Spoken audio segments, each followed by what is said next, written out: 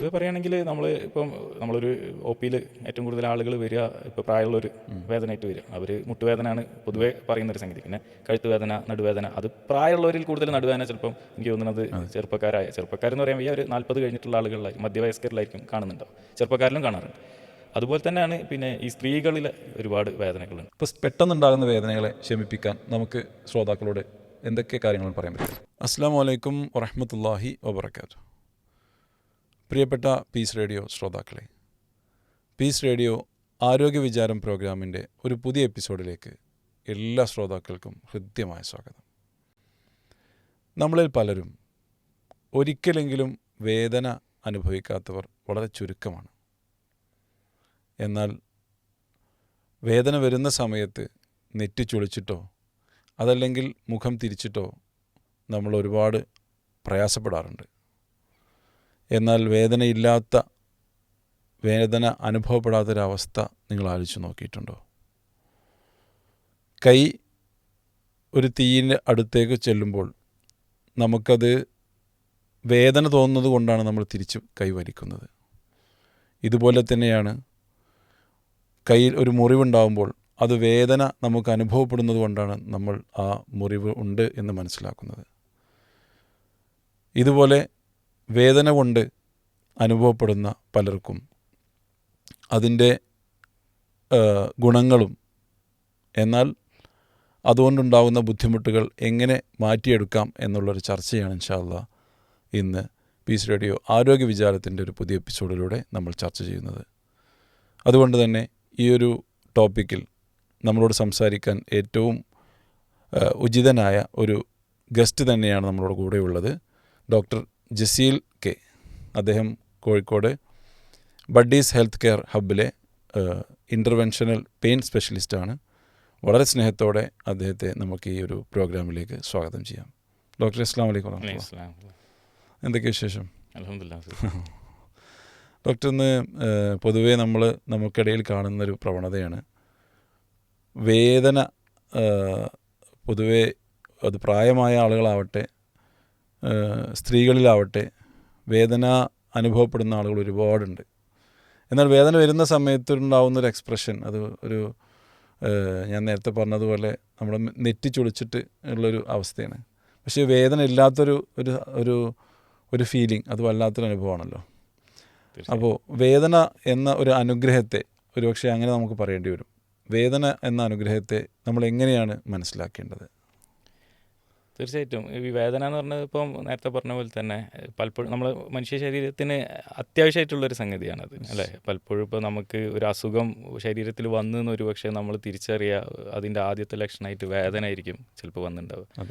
അപ്പോൾ അത് നമുക്ക് വേണം. പക്ഷേ ഇതിൽ സംഗതി എന്താണെന്ന് വെച്ച് കഴിഞ്ഞാൽ അത് അക്യൂട്ട് പെയിൻ എന്നാണ് നമ്മൾ അതിനെ കാറ്റഗറൈസ് ചെയ്യുക, പെട്ടെന്നുണ്ടാകുന്ന വേദന.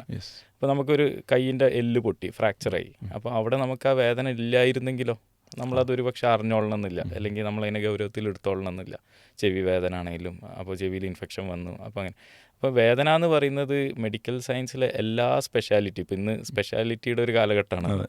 അപ്പോൾ എല്ലാ സ്പെഷ്യാലിറ്റിയും കൈകാര്യം ചെയ്യുന്ന ഒരു സംഗതിയാണ്. ഇപ്പോൾ ഈ ലോകാരോഗ്യ സംഘടനൻ്റെ കണക്ക് പ്രകാരം തന്നെ ഒരു ഹോസ്പിറ്റൽ വരുന്നതിൽ 60 മുതൽ 70% ഒരു ജനറൽ ഹോസ്പിറ്റൽ കേട്ടോ, ഇപ്പോൾ നമ്മളൊരു ഇൻഫെർട്ടിലിറ്റി സെൻറ്ററോ ഡെർമറ്റോളജി സെൻറ്റർ അല്ല ഉദ്ദേശിക്കുന്നത്, അല്ലാത്തൊരു ഹോസ്പിറ്റൽ വരുന്നതിൻ്റെ ഇത്രമാത്രം ശതമാനം വരുന്നത് വേദന കൊണ്ടുള്ളവരായിരിക്കും എന്നാണ് പറയപ്പെടുന്നത്. അപ്പോൾ അത് നമുക്ക് എല്ലാ സ്പെഷ്യാലിറ്റികളും അവരുടേതായ കാര്യങ്ങൾ കൈകാര്യം ചെയ്യുന്ന ഒരു മേഖലയാണ്.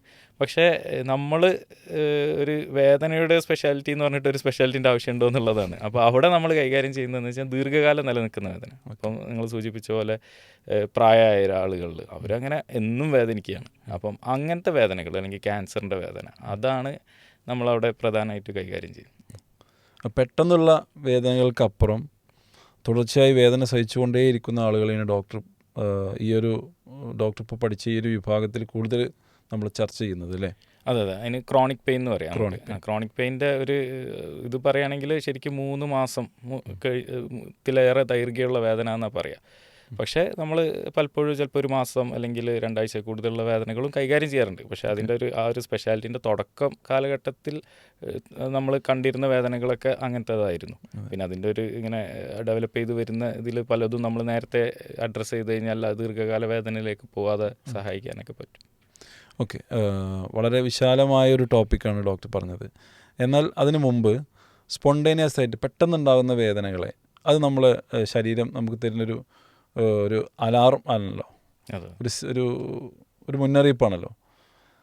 അതിനെ നമുക്ക് എങ്ങനെ പറയാൻ കഴിയും? അത് നമുക്ക് എത്രത്തോളം ഒരു അനുഗ്രഹമാണ് പെട്ടെന്നുള്ള വേദനകൾ? നേരത്തെ പറഞ്ഞ പോലെ തന്നെ ഇപ്പോൾ നമ്മളൊരു ഫ്രാക്ചറോ അങ്ങനെയൊക്കെ ആണെങ്കിൽ നമുക്ക് ആ പെട്ടെന്നുള്ള വേദന തീർച്ചയായിട്ടും അത് നമ്മൾ ഈ ഫ്രാക്ചർ എന്ന് പറയുമ്പോൾ നമ്മളിപ്പോൾ അതിനെ തന്നെ എടുക്കാം. അതിൻ്റെ തൊട്ടടുത്ത് നമ്മളെ രക്തക്കുഴലുകൾ ഉണ്ടാവും അല്ലേ. അപ്പോൾ നമ്മളൊരു പൊട്ടി നിൽക്കുന്ന എല്ല് എന്ന് പറഞ്ഞു കഴിഞ്ഞാൽ ഒരു പൊട്ടിയ പ്ലേറ്റ് പോലെയാണ്. അതിന് മൂർച്ചേറിയ ഭാഗങ്ങളുണ്ടാവും. അത് അടുത്തുള്ള രക്തക്കുഴലിൽ തട്ടിക്കഴിഞ്ഞാൽ ആ രക്തക്കുഴലിൽ ബ്ലീഡ് ചെയ്ത് കഴിഞ്ഞാൽ ഒരുപക്ഷെ ചിലപ്പോൾ നമുക്ക് ആ കയ്യോ കാലോ നഷ്ടപ്പെടാൻ സാധ്യതയുണ്ട്. അപ്പം അത് നമ്മളെ സംബന്ധിച്ചിടത്തോളം ഒരു അനുഗ്രഹം തന്നെയാണ്. അത് അവിടെ നമുക്കത് ആവശ്യമാണ്. പക്ഷേ അത് നമ്മൾ മാനേജ് ചെയ്യുന്ന സമയത്ത് നമ്മളിപ്പോൾ ഒരു ഹോസ്പിറ്റലിലെത്തി, ഇപ്പോൾ പഴയ കാലത്താണെങ്കിൽ നമ്മൾ ഈ പറഞ്ഞ ഫ്രാക്ചർ വന്നു കഴിഞ്ഞാൽ രക്തക്കുഴലിന് പരിക്ക് പറ്റിയൊന്ന് നോക്കുന്നു, ഫ്രാക്ചർ റെഡ്യൂസ് ചെയ്യുന്നു, അതായത് അതിനെ നമ്മൾ തിരിച്ച് പഴയ പൊസിഷനിലേക്ക് കൊണ്ടുവരാൻ നോക്കുന്നു. അത് സർജറി കൂടാണ്ട് പറ്റുകയാണെങ്കിൽ അങ്ങനെ, അല്ലെങ്കിൽ സർജറി ചെയ്ത് ചെയ്യുകയാണെങ്കിൽ അങ്ങനെ, അത് എല്ലിൻ്റെ വിദഗ്ധർ ചെയ്യുന്നു. എന്നിട്ട് നമ്മൾ സ്റ്റേബിളായി കഴിഞ്ഞാൽ പിന്നെ നമ്മൾ ഈ വേദനക്കുള്ള മരുന്നുകൾ കൊടുക്കുന്നു. ഇന്നിപ്പോൾ നമുക്ക് 2 ഓപ്ഷൻ ഉണ്ട്. നമുക്ക് അങ്ങനെ തന്നെ പോവാം, അല്ലെങ്കിൽ നമുക്കിപ്പോൾ പുതിയ കാലത്ത് നമുക്ക് എന്ത് ചെയ്യാം, ഇപ്പോൾ ഈ അനസ്തീഷ്യ ഡോക്ടർ, നമ്മൾ ശരിക്കും ഈ വേദനയുടെ സ്പെഷ്യാലിറ്റി എന്ന് പറഞ്ഞാൽ അനസ്തേഷ്യൻ്റെ ഒരു സൂപ്പർ സ്പെഷ്യാലിറ്റി. അപ്പോൾ നമ്മൾ അനസ്തീഷ്യ കഴിഞ്ഞിട്ട് നമ്മൾ ഇതിലേക്ക് ചെല്ലുന്ന ആളുകളാണ്. അപ്പോൾ നമുക്ക് എന്ത് ചെയ്യാം, ഈ ഒരു ഫീൽഡിൽ കൂടി വളരെ പ്രയോജനപ്പെടുത്തുന്നുണ്ട്. അതെ, രണ്ടും ഒരുമിച്ച് കൊണ്ടുപോകുന്നുണ്ട്. അപ്പോൾ അവിടെ നമുക്ക് എന്ത് ചെയ്യാം, ആ കയ്യിനെ, ഇപ്പോൾ കൈയാണെങ്കിൽ കൈയിൻ്റെ ഫ്രാക്ചർ അതിനെ നമുക്ക് ബ്ലോക്ക് ചെയ്യാം. ഇന്നൊരു 24 മണിക്കൂറിന് അവർക്ക് പെയിൻ ഫ്രീ ആയിട്ട് വെക്കാം. ഒറ്റ കാര്യമുള്ളൂ, ഈ പറഞ്ഞ പോലെ വേറെ അപകടങ്ങൾ അവിടെ സംഭവിക്കുന്നില്ല എന്ന് ഉറപ്പ് വരുത്തണം. രക്തക്കുഴലിന് അപകടം പറ്റിയിട്ടില്ല. കാരണം അവിടെ നമുക്ക് വേദന ചിലപ്പോൾ അനുഗ്രഹമാണ്. കമ്പാർട്ട്മെൻറ്റ് സിൻഡ്രോം എന്നൊക്കെ പറയും. അവിടെ അല്ലെങ്കിൽ അവിടെ ബ്ലീഡ് ചെയ്തിട്ട് അത് രക്തക്കുഴലിനെ അടച്ചു നിർത്തും. ഈ ഒരു BP കഫ് നമ്മൾ കെട്ടിയാൽ അറിയാലോ, അതുപോലെ. അപ്പോൾ അതിൻ്റെ അപ്പുറത്തേക്ക് രക്തോട്ടം ഉണ്ടാവില്ല. അങ്ങനെ 24 മണിക്കൂർ നിന്ന് കഴിഞ്ഞാൽ ചിലപ്പം ആ കയ്യേ ഇല്ലാതോ. അപ്പോൾ അത് ഇല്ലയെന്ന് ഉറപ്പ് വരുത്തിയിട്ട് നമുക്ക് അങ്ങനെ ചെയ്യും. ഇപ്പോൾ ചിലപ്പോൾ നമ്മൾ ചില പേഷ്യൻസ് വരികയാണ്, അവർക്ക് സർജറി ഇന്ന് ചെയ്യാൻ പറ്റില്ല. ചിലപ്പോൾ അവർ കഴിക്കുന്ന മരുന്നിൻ്റെ കാരണം കൊണ്ടോ അല്ലെങ്കിൽ ഡയാലിസിസ് ചെയ്യേണ്ടി വരികയൊക്കെ ആണെങ്കിൽ നാളെ പറ്റുള്ളൂ. അപ്പോൾ അങ്ങനെയാണെങ്കിൽ നമ്മൾ ഇതേപോലെ ബ്ലോക്ക് ചെയ്തിട്ട് പിറ്റത്തെ ദിവസം സർജറിക്ക് എടുക്കാറുണ്ട്. ചിലപ്പോൾ ഈ പലപ്പോഴും ഈ കൈയിൻ്റെയൊക്കെ സർജറികൾ വെറും ഈ ബ്ലോക്കിൽ മാത്രം ചെയ്യും. നമ്മളൊരു ജനറൽ അനസ്തീഷ്യ അല്ലെങ്കിൽ അങ്ങനെ ഒന്നും കൊടുക്കാതെ അങ്ങനെയും ചെയ്യാൻ പറ്റാറുണ്ട്. അപ്പോൾ അതിൻ്റെ കൊടുക്കുന്ന മരുന്നിൻ്റെ തോതും അല്ലെങ്കിൽ ഈ പറഞ്ഞ ബ്ലോക്ക് എന്ന് പറയുന്ന അതിൻ്റെയൊക്കെ തോത് വ്യത്യാസം ഉണ്ടാവും. പക്ഷേ അങ്ങനെയും വേദന നമുക്ക് ഇല്ലാതാക്കാൻ കഴിയും. ഇപ്പോൾ ഡോക്ടറെ, ഒരു തലവേദന വന്നു, ആ തലവേദന നീണ്ടു നിൽക്കുകയാണെങ്കിൽ അത് ക്രോണിക് പെയിനായി മാറി. ഡോക്ടർ ഇപ്പോൾ നേരത്തെ പറഞ്ഞ ഒരു വേദനയായി മാറി. ഇപ്പോൾ പെട്ടെന്നുണ്ടാകുന്ന വേദനകളെ ശമിപ്പിക്കാൻ നമുക്ക് ശ്രോതാക്കളോട് എന്തൊക്കെ കാര്യങ്ങളാണ് പറയാൻ പറ്റുക? നമുക്കിപ്പോൾ പാരസിറ്റമോൾ നമ്മുടെ നാട്ടിൽ ഓവർ ദ കൗണ്ടർ കിട്ടുന്നതാണ്. ഇപ്പോൾ ഈവൻ നമുക്ക് ഗൾഫ് നാടുകളിലാണെങ്കിലും കിട്ടാറുണ്ട്. അവിടെ എല്ലാവരും അറിയാം, ഗൾഫിൽ പാരസിറ്റമോൾ എന്ന് പറയില്ല, അവരൊരു ബ്രാൻഡ് നെയിമാണ് പറയുക, പെനഡോൾ എന്നാണ് പറയുക. അപ്പം പെനഡോൾ കഴിച്ചാൽ മതി. ഇപ്പോൾ നമ്മൾ ഉംറയ്ക്ക് ഹജ്ജിനും പോകുന്നവർ വരെ ചോദിച്ചാൽ നമ്മൾ വേദനയുടെ മരുന്നൊക്കെ ഇവിടുന്ന് എഴുതി കൊടുത്താലും നമ്മൾ അവിടെ എത്തിക്കഴിഞ്ഞാൽ ഇത് തീർന്ന എന്ത് ചെയ്യുന്നൊരു ചോദ്യം വരും. നമ്മൾ പറയും സൂപ്പർ മാർക്കറ്റിൽ വരെ ഇത് അവൈലബിൾ ആണ്. അപ്പോൾ പാരസിറ്റമോൾ ലിവർ ഫങ്ഷൻ നോർമലായിട്ടുള്ള ഒരാളെ സംബന്ധിച്ചിടത്തോളം കുറച്ച് കാലം വരെ സേഫായിട്ട് കഴിക്കാവുന്ന സംഗതിയാണ്. അതിനിപ്പോൾ കിഡ്നിക്ക് കേട് അങ്ങനത്തെ സംഗതികളില്ല. പക്ഷേ പാരസിറ്റമോൾ നമ്മൾ പനിക്കുള്ള ഡോസല്ല, നമ്മളൊരു വേദനയ്ക്കുള്ള ഡോസായിട്ട് പറയാം. അപ്പം സാധാരണ ഇപ്പോൾ ഒരു 650ഒക്കെയാണ് ഇപ്പോൾ ഒരു അത്യാവശ്യം ഒരു 60 കിലോൻ്റെ മേലെ വെയിറ്റുള്ള ആളുകൾക്ക് നമ്മൾ പനിക്കൊക്കെ കൊടുക്കുന്നത്. പക്ഷേ വേദനകൾക്ക്, അത് തലവേദന ആയാലും ഇനിയിപ്പം മറ്റ് വേദനകൾ, ഇപ്പോൾ മസിൽ പെയിൻ ആയാലും അല്ലെങ്കിൽ ഒരു മുറിവ് പറ്റിയിട്ടുള്ള വേദന ആയാലും നമുക്ക് പാരസിറ്റമോൾ വേദനയ്ക്ക് ഉപയോഗിക്കാം. അത് നമ്മൾ കൊടുക്കേണ്ട ഡോസ് ശരിക്ക് 1000 മില്ലിഗ്രാം, അതായത് 1 ഗ്രാം ആണ് ഒരു നേരത്തെ ഡോസ്. അത് ഒരു ദിവസം ഒരു സാധാരണ അഡൽട്ട് ആൾ ആണെങ്കിൽ, ഒരു 60-70 കിലോ വെയിറ്റ് ഉള്ള ഒരാളാണെങ്കിൽ നമുക്ക് 4 ഗ്രാം വരെ പോകാമെന്നാണ് പറയണേ. പക്ഷേ ഒരു സേഫർ സൈഡ് പറയുകയാണെങ്കിൽ 3 ഗ്രാം വരെ പോകും. അപ്പം 1 ഗ്രാമിൻ്റെ 3 തവണ വേണമെങ്കിൽ ഒരു ദിവസം കഴിക്കാം. അപ്പോൾ അങ്ങനെ വരുമ്പം 1000 ഗ്രാമിൻ്റെ പാരസിറ്റമോൾ വാങ്ങാൻ കിട്ടും. എങ്കിൽ 500ൻ്റെ പാരസിറ്റമോൾ 2 കഴിച്ചാൽ മതി. സാധാരണഗതിയിൽ 500 പാരസെറ്റമോൾ എപ്പോഴും ഒരു വട്ടത്തിലായിരിക്കും ഉണ്ടാവുക. അപ്പോൾ അത് 2 കഴിച്ചാൽ മതി. 650 പാരസെറ്റമോൾ സാധാരണ ഒരു ഓവൽ ഷേപ്പ്, കോഴിമുട്ട ഷേപ്പിലായിരിക്കും. അതാണെങ്കിൽ 1.5 കഴിച്ചാൽ 1000 ആവില്ല, ഒരു 900 975 ആ ഒരു ഡോസ് കിട്ടും. അപ്പം അത് ഒരു പെയിൻ കില്ലർ ഡോസാണ് ശരിക്കും. മറ്റുള്ള വേദനാ സംഹാരികളിലേക്ക് പോകുന്നതിന് മുമ്പ് നമ്മളൊക്കെ ചിന്തിക്കേണ്ട ഒരു ഏറ്റവും സേഫായ ഒരു വേദനാ സംഹാരി തന്നെയാണ് പാരസെറ്റാമോൾ. തീർച്ചയായിട്ടും. ഇപ്പം UK പോലത്തെ സ്ഥലങ്ങളിലൊക്കെ പാരസെറ്റമോളെ അവർക്ക് കൊടുക്കുക. അപ്പോൾ അവിടെയൊക്കെയുള്ള പലരും ചിലപ്പോൾ മെസ്സേജ് അയക്കും, ഇവിടെ പാരസെറ്റമോളേ തരുള്ളൂ. അവർ ഫാമിലി ഡോക്ടർ എപ്പോഴും പാരസെറ്റമോളെ കൊടുക്കുക. മറ്റ് വേദന സംഹാരികൾ അവിടെ പ്രോട്ടോക്കോൾ വൈസ് അവരൊക്കെ പോവുകയുള്ളൂ. അപ്പോൾ അവർ അതിലേക്ക് പെട്ടെന്ന് കടക്കില്ല.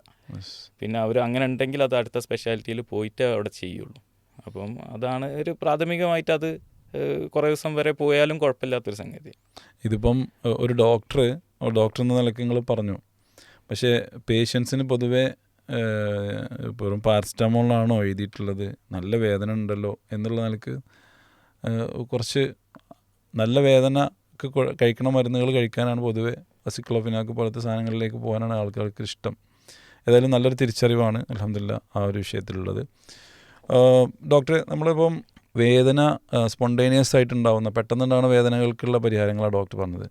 നമ്മളിപ്പോൾ തലവേദന വരുമ്പോൾ കൈകൊണ്ട് ഒരു മസാജിങ്, ഇങ്ങനെയൊക്കെ ഒരു ചെറിയ മസാജിങ് ഒക്കെ ചെയ്യാറുണ്ടോ? ഇതിലേക്ക് എന്തെങ്കിലും സാധാരണ അങ്ങനെ എന്തെങ്കിലും ഇപ്പോൾ നമുക്ക് പെയിൻ വരുന്ന ഏരിയയിൽ നമുക്ക് അങ്ങനെ എന്തെങ്കിലും ചെയ്യാനുള്ള വല്ല കുറുക്ക് വഴികൾ ഉണ്ടോ എന്നാണ്? തീർച്ചയായിട്ടും. കാരണം ഈ ചൂട് തണുപ്പ് ഒക്കെ അപ്ലൈ ചെയ്ത് കഴിഞ്ഞാൽ വേദനയിൽ വ്യത്യാസം വരും, മസാജിങ് വേദന വ്യത്യാസം വരും. അപ്പം അതിൽ ഇപ്പം ശാസ്ത്രീയമായിട്ട് പറയുകയാണെങ്കിൽ ഗേറ്റ് കൺട്രോൾ തിയറി എന്ന് പറയുന്ന ഒരു തിയറി തന്നെ ഉണ്ട് അതിൻ്റെ പിന്നാലെ.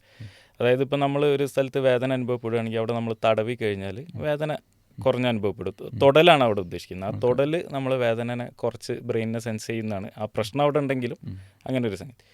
അപ്പം അതിൽ നമുക്കിപ്പം തലവേദനയിൽ തന്നെ ഇപ്പോൾ നമുക്ക് പലതും അപ്ലൈ ചെയ്യുന്നുണ്ട്. ഇപ്പം ഈ വൈബ്രേഷൻ അപ്ലൈ ചെയ്യാം. ഇപ്പോൾ ഈ ഫിസിയോതെറാപ്പി അവരുടെ കയ്യിലൊക്കെ ഉണ്ടാകുന്ന ടെൻസ് എന്ന് പറഞ്ഞ മെഷീൻ, അത് ഓൺലൈനിൽ അതിൻ്റെ ചെറിയ രൂപങ്ങളൊക്കെ വാങ്ങാൻ കിട്ടും. അപ്പോൾ അത് ഈ മൈഗ്രെയിൻ ഹെഡേക്കാണ് ഒരു വലിയൊരു വിഷയം. ഈ തലവേദനയിൽ നമ്മൾ അതാണ് പറയേണ്ട ഒരൊറ്റ വലിയ കാര്യം. അപ്പോൾ അതനുഭവിക്കുന്ന ഒരുപാട് ആളുകളുണ്ട്. അവർക്ക് ഈ വെളിച്ചം ശബ്ദം ഈ പ്രശ്നം കൂട്ടും. അപ്പം ദേഷ്യം വരും അവർക്ക് പെട്ടെന്ന്. പലരും അത് തിരിച്ചറിയലില്ല എൻ്റെ ദേഷ്യത്തിൻ്റെ കാരണം എന്താണെന്നുള്ളത്. അപ്പോൾ അങ്ങനെ വരുന്ന സമയത്ത് നമ്മളെന്ന് വെച്ചാൽ അവരോട് പറയുന്നൊരു സംഗതിയാണ്, ഒന്ന് കണ്ണടച്ച് ലൈറ്റൊക്കെ ഓഫ് ചെയ്ത് ഒരു റൂമിൽ കിടക്കാൻ പറ്റിയാൽ അവർക്ക് ചിലപ്പം അതുതന്നെ വലിയൊരു മരുന്നിൻ്റെ കൂടെ തന്നെ അത് ചെയ്താൽ വലിയൊരു ആശ്വാസമായിരിക്കും. ഇപ്പം ചൂട് അതുപോലെ തന്നെ തടവി കൊടുക്കുക, അങ്ങനത്തെ കാര്യം. ഇപ്പോൾ ഈ ടൈഗർ ബാം, യൂക്കാലിപ്സിൻ്റെ ആക്സ് ഓയിൽ, ഇതൊക്കെ പ്രവർത്തിക്കുന്നത് ഈ ഗേറ്റ് കൺട്രോൾ തിയറിയും കൂടി അതിൽ ഇതാണ്. ഇപ്പോൾ അതുപോലെ തന്നെ ഇപ്പോൾ ക്യാപ്സാസിൻ എന്ന് പറഞ്ഞൊരു പുതിയ ഒരു മോളിക്യൂളും അതിൻ്റെ പാച്ചൊക്കെ വാങ്ങാൻ കിട്ടുന്നുണ്ട്. അത് നമ്മൾ ഈ മുളക് ഉണ്ടല്ലോ, മുളകിൻ്റെ മോളിക്യൂളാണത് ശരിക്കും. ക്യാപ്സിക്കം എന്നുള്ള ക്യാപ്സാസിൻ എന്ന് പറയുന്നത്. അത് പല കോൺസെൻട്രേഷനും കിട്ടുന്നുണ്ട്. ഇന്ത്യയിൽ ഇപ്പോൾ അവൈലബിൾ ആയിട്ടുള്ള ചെറിയ കോൺസെൻട്രേഷനാണ്. ആ പാച്ച് ഒട്ടിച്ച് കഴിഞ്ഞാൽ ഈ പെയിൻ ഇല്ലാതാവുന്നുണ്ട്. അതിപ്പോൾ ഈ മെൻസ്ട്രൽ പെയിൻ, ഈ ആർത്തവകാലത്തെ വേദനക്കൊക്കെ അത്തരം കുറേ പല പാച്ചസും ഇപ്പം അവൈലബിൾ ആവുന്നുണ്ട്. അപ്പോൾ അതൊക്കെ ഇതുപോലെ ഉപയോഗിക്കാവുന്ന കാര്യങ്ങളാണ്. ഓക്കെ, നമ്മൾ ഇതുവരെ സംസാരിച്ചത് സാധാരണ ഉണ്ടാകുന്ന നമ്മുടെ ഡേ ടു ഡേ ലൈഫിൽ കാണുന്ന വേദനകളെക്കുറിച്ചാണ്. എന്നാൽ ഈ വേദന നീണ്ടു നിൽക്കുകയാണെങ്കിൽ, ഇപ്പോൾ ഡോക്ടർ പറഞ്ഞു തലവേദന വരുമ്പോൾ നമ്മളിപ്പം മൈഗ്രെയിൻ ടൈപ്പ് വേദനകളാണെങ്കിൽ ചെയ്യേണ്ട ഫസ്റ്റ് എയ്ഡൊക്കെ ഡോക്ടർ പറഞ്ഞു. എന്നാൽ വേദന കുറച്ച് നീണ്ടു നിൽക്കുന്ന വേദനകൾ ഉണ്ടല്ലോ, അങ്ങനത്തെ വേദനകൾ നമ്മൾ പിന്നെ സാധാരണ കാണാറുള്ള വേദനകൾ ഏതൊക്കെയാണെന്ന് ഡോക്ടർ ജനറലായിട്ടൊന്ന് പറയാൻ പറ്റുമോ? പൊതുവേ നീണ്ടു നിൽക്കുന്ന വേദനകൾ ജനറലായിട്ട് ഏതൊക്കെയാണ്? പൊതുവെ പറയുകയാണെങ്കിൽ നമ്മളൊരു ഒ പിയിൽ ഏറ്റവും കൂടുതൽ ആളുകൾ വരിക ഇപ്പോൾ പ്രായമുള്ളൊരു വേദനയായിട്ട് വരിക. അവർ മുട്ടുവേദനയാണ് പൊതുവെ പറയുന്നൊരു സംഗതി. പിന്നെ കഴുത്ത് വേദന, നടുവേദന. അത് പ്രായമുള്ളവരിൽ കൂടുതൽ നടുവേദന ചിലപ്പം എനിക്ക് തോന്നുന്നത് ചെറുപ്പക്കാരെന്ന് പറയാൻ വയ്യ, ഒരു 40 കഴിഞ്ഞിട്ടുള്ള ആളുകളിലായിരിക്കും, മധ്യവയസ്കരിലായിരിക്കും കാണുന്നുണ്ടാവും. ചെറുപ്പക്കാരിലും കാണാറുണ്ട്. അതുപോലെ തന്നെയാണ് പിന്നെ ഈ സ്ത്രീകളിലെ ഒരുപാട് വേദനകളുണ്ട്. അവർക്ക് ഇങ്ങനെ ദേഹം മൊത്തം വേദന വരിക, വാദം എന്നുള്ളൊരു വലിയൊരു മേഖല, അത് അത്തരം വേദനകൾ അനുഭവപ്പെടുന്ന ആളുകൾ. മൈഗ്രെയിൻ, നേരത്തെ പറഞ്ഞ ചെന്നിക്കുത്ത് മൈഗ്രെയിൻ എന്ന് പറയുന്ന തലവേദന, അത് ഒരു പ്രയാസം ഉണ്ടാക്കുന്ന ഒരുപാട് ആളുകളുണ്ട്. ഇതൊക്കെയാണ് പൊതുവിൽ കണ്ടുവരുന്ന വേദനകൾ. കുട്ടികളിൽ വേദന അനുഭവപ്പെടാറുള്ളത് സാധാരണ നമ്മളിപ്പം ഒരു ഉമ്മ പറയും, ഇന്ന് ഓടി നടന്നോ, നന്നായി കളിച്ച് നടന്നോ, രാത്രി കാല് വേദന എന്ന് പറഞ്ഞ് ഇരിക്കാനുള്ളതാണെന്ന് പറയും. അപ്പോൾ നന്നായി പകൽ സമയത്ത് ഒരുപാട് ഓടിക്കളിച്ച് നടക്കുന്ന കുട്ടിക്ക് രാത്രി ഒരു പക്ഷേ വേദന ഉണ്ടാവാറുണ്ട്. അങ്ങനെ കുട്ടികളിൽ പ്രത്യേകമായിട്ട് വേദനകൾ കാണാറുണ്ടോ? കുട്ടികളിൽ ഇപ്പം ഈ പറഞ്ഞ പോലെ ആക്ടിവിറ്റി കൂടിയാൽ വേദന വരുന്ന ഒരു സാഹചര്യം ഉണ്ടാവും. അത് ഈ ലാക്റ്റിക് അസിഡോസിസ് എന്ന് പറഞ്ഞിട്ട് നമ്മൾ മസിൽ കൂടുതൽ ഉപയോഗിക്കുന്നതുകൊണ്ടാണ് ഉണ്ടാവുക. അതിപ്പം നമ്മൾ സ്പോർട്സിന് പോയി പിറ്റത്തെ ദിവസം കുട്ടികൾ വേദനയായിട്ട് അങ്ങനെയും വരാം. അപ്പോൾ അതിന് ഡീഹൈഡ്രേഷൻ ഒക്കെ ഒരു കാരണമാണ്. വെള്ളം കുടിക്കുക, പൊട്ടാസ്യത്തിൻ്റെ കുറവ് ഒക്കെ കാരണമായിട്ട് വേണമെങ്കിൽ പറയാം. വെള്ളമാണ് പ്രധാനം.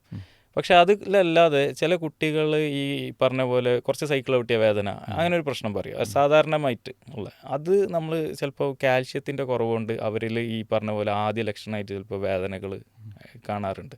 അത് കുട്ടികളെ സ്പെഷ്യലിസ്റ്റുകൾ പൊതുവെ അത് ഐഡൻറ്റിഫൈ ചെയ്യാറുണ്ട്. അവരത് കാൽഷ്യത്തിൻ്റെ മരുന്ന് കൊടുക്കുമ്പോൾ ഈ പറഞ്ഞ പ്രശ്നം കുറഞ്ഞിട്ടൊക്കെ അങ്ങനെ കാണാറുണ്ട്.